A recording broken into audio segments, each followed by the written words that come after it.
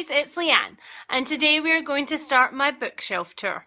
My bookshelf tour is going to be a video of many parts. We have in the house 5 large bookcases, 2 small bookcases, and a lot of decorative shelves filled with books. So I'm either going to go shelf at a time or category at a time.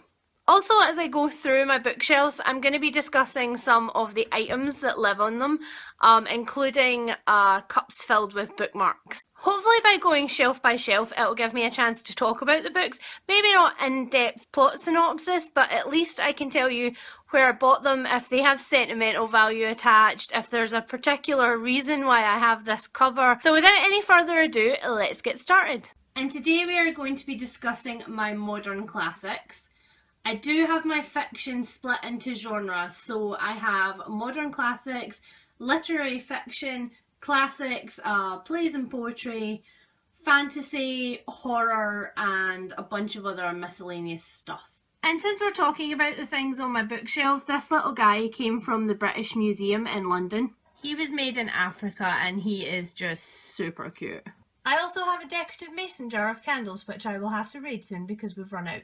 And what a good place to start with John Steinbeck. This is the Penguin Classics Deluxe Edition, which features this gorgeous spine, French flat, and these deckled edges. I know not everybody's a fan of deckled edges, but I think they're cool. I mean, I know that it ultimately makes the book less functional, but yeah. So as you can see, this bind-up includes Tortilla Flat, The Moon is Down, The Red Pony, Of Mice and Men, Cannery Row, and The Pearl. And really the least said about The Pearl the better for anybody who was forced to study it in school. Next we have John Steinbeck's East of Eden, and I deliberately decided to get it in this cover because I think it is awesome. Unfortunately, this little book was a victim of the fire, and although he doesn't smell terribly bad, he does feel really strange. So he might be replaced eventually. Next we have another Penguin edition of John Steinbeck's Of Mice and Men, and of all of the editions of Mice and Men that I own, I think this one is my favourite. The detail there is just immense. I'm one of these people who believes that you can't have too many versions of your favourite book, and this is definitely one of my favourite books ever. Read it now. No, well, wait till the end of the video. Next we have To Kill a Mockingbird by Harper Lee. This is by far my least favourite of these covers, and I hate that it's titchy tiny. And now on to the first of many Penguin Modern Classics editions. This is Dorothy Allison's Bastard Out of Carolina. I, like a lot of other people, bought this because of Mercedes at Mercedes Bookish Musings' recommendation, and I can't wait to read it. Although I do think I might need to be in the correct emotional place for it. Next we have a Penguin Modern Classics bind-up. This is Raymond Chandler's The Big Sleep and Other Novels. And as you can see, this one includes The Big Sleep, Farewell My Lovely, and The Long Goodbye. And I think that Penguin have followed this up with another bind-up of The Lady in the Lake and the next 2 novels. So that will be purchased at some point. And next we have 2 novels by J.M. Coetzee. We have Dusklands and Foe. And I can't honestly profess to tell you much about Dusklands. It was required reading for my MA in English and I never actually got around to it. But Foe is a retelling of Robinson Crusoe from the point of view of a woman who J.M. Coetzee theorises was actually stranded with him. And I have to admit I like it more than the original, but given how bad the original is, that's not really saying much. And next we have Sunset Song by Lewis Grassic Gibbons. Sunset Song is the first book in a trilogy entitled A Scots Quair. Excuse me if I'm saying that wrong, but it is Old Scots. As it says on the cover, it was voted in some poll the best Scottish book of all time by the public in 2005, and while it is a fabulous book and I love it to death, I don't honestly think that it is the best Scottish book that's out there. And next we have a Penguin Classics edition of Cold Comfort Farm by Stella Gibbons. There is actually a story behind this cover. I am not a lover of these Penguin Classics editions with the black bar across the bottom. It is my feeling that a lot of them are outdated and a bit shabby looking. I'm also not the biggest fan of cows. I have a cow story, but that will have to wait for another day. However, despite all of these things, I think this is possibly the cutest cow in the entire world, and it makes Penguin Classics editions look fabulous. Next we have a vintage edition of Christmas at Cold Comfort Farm by Stella Gibbons. Next we have Susan Hill's The Woman in Black, and I may never actually read this novel. I've read the play version and I've seen the play version, and holy crap, that was quite enough. Next we have this stunningly creepy version of Shirley Jackson's We Have Always Lived in the Castle. I absolutely love this version, especially the fact that you can see some things in the background but you don't really know what they are. This is possibly my favourite creepy novel because it completely eschews everything that we expect from the genre. And then we have a collection of Jack Kerouac novels beginning with Big Sur, The Dharma Bums, and On the Road. And you may have noticed at this point that this shelf is alphabetically ordered because these are absolutely not the order that I would recommend that you read these books in. And next we have Simon & Schuster's version of A Separate Peace. I specifically hunted for this cover because I love it so much, and I've since discovered that it is blurbed by Lionel Shriver, who has become one of my favourite novelists ever. And everything that she says there is completely true for anybody who has ever read this novel and then talked to me about it. Next we have another Red Spine vintage edition of The Painted Veil by W. Somerset Maugham. I can't decide whether I love or hate this cover, and that's one of the reasons that I own it. Also, I'm doing this a bit backwards because I've already seen the film with Edward Norton, who is one of my movie heroes.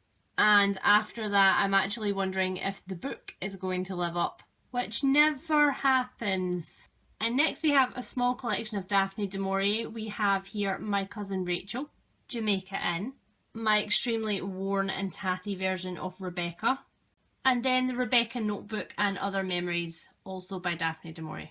And as you can see here, this book details how Rebecca was conceived, beginning with Daphne du Maurier's notebooks from Rebecca and going on to a bunch of scraps from her notebooks and some poems that she wrote. I would not recommend this for anybody other than a hardcore du Maurier fan, but if you do love Rebecca and her other novels, then I definitely think you should pick this up. Next we have my version of Gone with the Wind. And the way in which I came to own this novel is a bit of a mystery. It actually turned up one year in my birthday presents from my gran. My gran is not a big reader and doesn't understand my book obsession. And she also knows that I'm not terribly fond of used books. But somehow this turned up and I fell in love with it. It's by far the best cover I've seen of this book. Next we have my one and only Toni Morrison novel, Beloved. This is actually also a vintage novel and I absolutely love the covers that they've released for these. I haven't read this yet because with further research I've discovered that most people say it's best to start with The Bluest Eye. And given that in Scottish secondary schools we did not touch Beloved or any kind of Black history novels, I am going to go with other people's recommendations and purchase that book first. Next we have a Penguin edition of Lolita. This is a specific cover which I hunted for months and months and months and eventually found on the Book Depository website. I'm specifically interested in the choice of covers on some classics and modern classics. And so are a lot of other people, because this book here, which you will see in more detail on another shelf, is the story essentially of all of Lolita's covers all over the years. And the reason that it's green is because the publisher decided after everything to just publish Lolita in a plain green wrapper, despite the fact that Vladimir Nabokov had actually stated, as it says on the cover, that he would like pure colours, melting clouds, accurately drawn details, a sunburst above a receding road with the light reflected in furrows and ruts after rain, and no girls. This is the cover of Lolita that by far speaks to me as the most honest. Next we have this awesome Penguin Modern Classics edition of Animal Farm by George Orwell. I absolutely love all of the George Orwell covers that they've come out with, and I think I might start collecting them again. I used to own lots of George Orwell novels. Some of them were given away when I moved the very first time, and others were sort of tatty paperbacks that I had collected together and have now gone the way of the dodo, but I definitely think that these covers are for me, especially that cover of Burmese Days. Next I have one of said tatty covers that somehow survived. This is 1984 by George Orwell. Next we have Jane Rhys's Wide Sargasso Sea.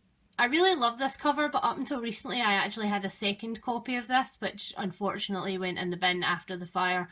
And although it was one of the slate grey old modern classics versions, it did have an incredibly colourful front piece, and it had some of the most vivid colours of yellow on it, which are described in the novel, and I loved it.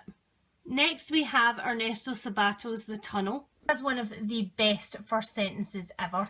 It should be sufficient to say that I am Juan Pablo Castel, the painter who killed Maria Iribarne. Seriously, such a good novel. Next we have my one and only Kurt Vonnegut. This is Mother Night. This was a present and is actually a US edition. I haven't decided which editions of Kurt Vonnegut I want to collect yet, so that's why there aren't more on my shelf. Next we have The Colour Purple by Alice Walker, and then the stunning edition of Robert Penmorn's All the King's Men. It is a chunk, but if you have not read this novel, run, don't walk. And you don't have to know anything about American politics to fall in love with it. And last but not least on this shelf we have Address Unknown by Cressman Taylor. This is a beautiful little edition of this novella. In fact, I think it's actually the only one that's in print right now. This literally chewed me up, spat me out, and then made me want to start at the very beginning and read it right through again. It's an epistolary novel with lots of white space. So basically what I'm telling you with that is that you have absolutely no excuse not to fit this into your life. And technically, although I wouldn't call it a modern classic, I do keep another book on this shelf. It is The Strange Library by Haruki Murakami, in a special edition orange cover with a pink library card. I think the others were purple and orange, maybe? And a beautifully illustrated story. But it was just too weird for me, and I really didn't like it. So that is it for my modern classic shelf. See you soon for part 2 of the bookshelf tour, which will be literary fiction. Bye!